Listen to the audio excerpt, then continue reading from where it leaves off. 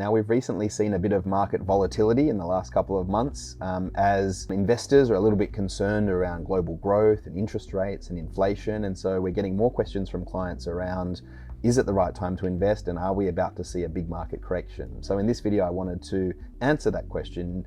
Should I be waiting for a big market correction to invest, or should I start investing now? And I wanted to start by talking about how often market corrections happen. So if you look over the very long run of the share market, what you generally find is that a market correction of over 10%, so a market falling 10% from high to low, happens about once in every 2 years. So it's probably a lot more common than you think. It happens all the time.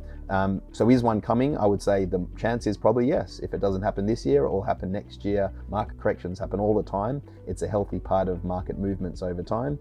A bear market, which is measured by a 20% fall in markets, happens once in every 4 years. So is another one coming soon?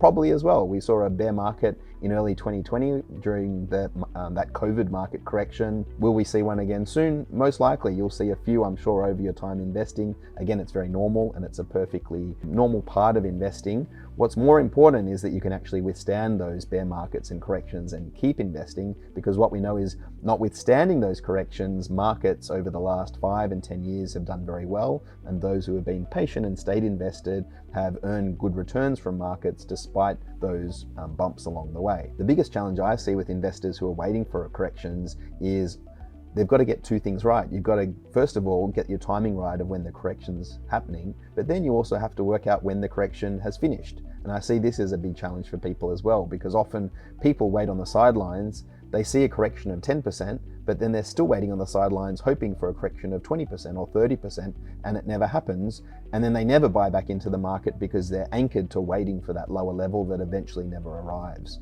And so I would say that's another risk you have to think about if you're waiting on the sidelines for a correction, is you have to get your timing of when the correction's happening as well as how deep the correction's going to be in order to successfully time that. In my opinion, it's not really worth it, and I haven't seen too many people in their careers successfully do that multiple times, even the professionals, which is why our advice to clients is don't worry about the next market meltdown, the next correction, the next recession, the next bear market. All of these things will inevitably happen, but as long as you've got a reasonable time horizon and you're diversified across different assets, then you should be very comfortable enjoying your sleep during those periods of market volatility and allowing markets to do what they're going to do while still realizing you're going to be able to reach your goals in the long run.